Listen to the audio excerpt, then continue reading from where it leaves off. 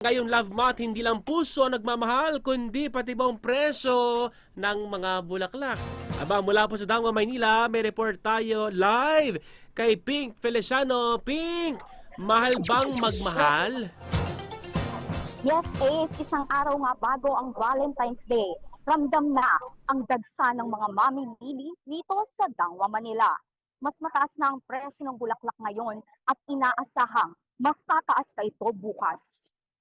Ayon sa mga nagtitinda, simula pa noong February 10 ay nagtaas na ng higit 150 piso ang presyo ng ilang uri ng bulaklak.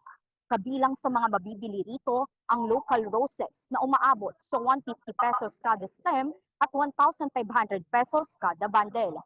China rose na nasa 200 pesos bawat isa, ang carnation na umaabot sa 800 pesos per bundle, gerbera na nasa 350 pesos per bundle, samantala 900 pesos per bundle naman ang statice at nasa 200 pesos naman ang retail ng gypsum.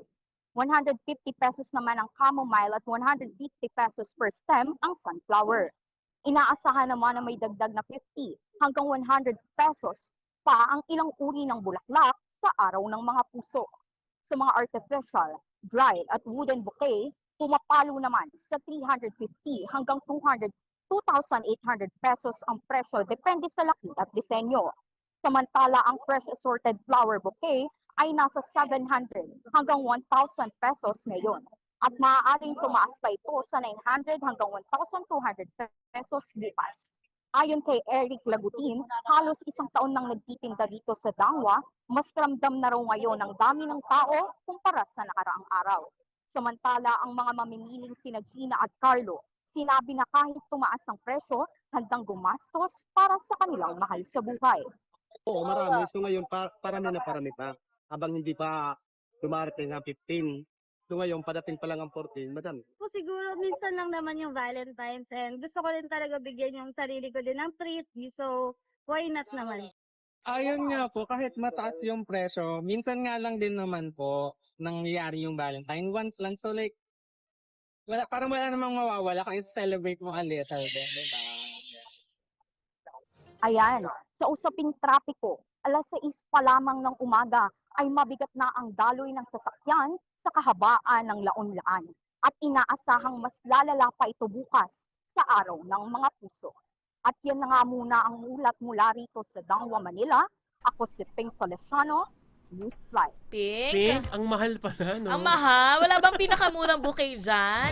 Ano ba yung pinakamurang bouquet dyan na pwede mabili ng ating mga nagtitipid na mga kaakibat? Ayan, yes, Ani, nagmahal nga ang mga bouquet dito sa Dangwa, Manila at ang pinakamababang presyo ay pumapatak ng 300 pesos Ay, kada pwede na. Pwede na rin. Pero wait, totoo Anong yan, laman ha? nun? Totoo Baka yan? puro dahon yun, Pink, ha? Ilang pirasong bulaklak, Ani, ang kasama sa 300 pesos na bouquet. Oy, not bad, not Okay bad. na Pero rin, kasi, okay na rin. pero for sure, partner, hindi yan roses. Kasi itong red rose, 150 per 150 stem eh. agad. Malay mo may isa partner o kaya 2 piraso tapos puro Puro petals. oo, puro dahon. Pero Pink, dyan? Meron ba dyan mga bouquet na mga may chocolates? Kasi May bears. may mga bears. Kasi minsan di natin kayang bulaklak eh. Mahal talaga eh. Mm-mm. Sa ngayon, Ani and A, sa aking pag-iikot, wala pa akong nakikitang mga bouquet na puro bears Oo. na ay talagang bulaklak lamang. Bulaklak. Pero sa nakakatawad-tawad pa naman ngayon. Yes, nakakatawad-tawad pa naman ngayon, pero asahan daw bukas na talagang magtataas ang presyo ng bulaklak dito sa Dangwa, Manila. Alright. Okay. O, bili ka na sa sarili mo, ha?